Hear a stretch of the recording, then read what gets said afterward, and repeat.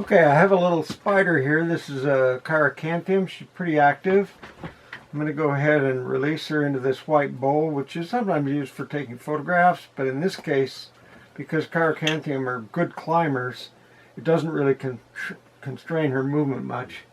So she can run right back out of it, as you can see right there. She's pretty good at climbing the walls and getting out. Try to convince her to go back in there. And see if I can catch her again. Now, here's a great way you can actually get a better look at her by using a little device that dispenses carbon dioxide. This one's called a Curtis blaster.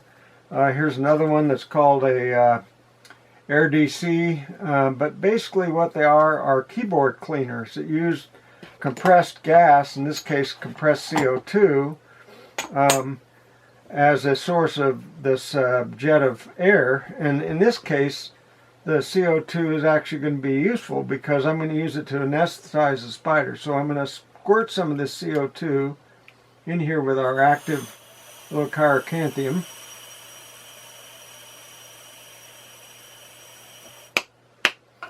And then close the film canister. You can use any kind of tight-fitting container to do this. You need to leave it in there a little while for it to go down.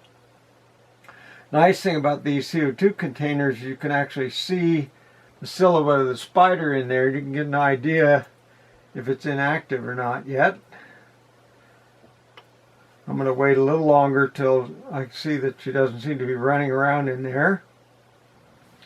And now what I'm going to do is I'm going to release this anesthetized spider into a small petri dish that I'm going to use as a display background for a Orion monocular that has a close-up lens affixed to it, so that you can actually focus on something very close up at the same magnification of the device. It gives it a pretty good magnification effect.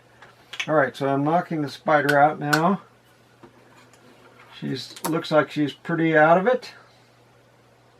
Flipping her upside down so I'll be able to look, see if she's mature or not. Whoops. And then I'm going to put this on here and have a look down through there.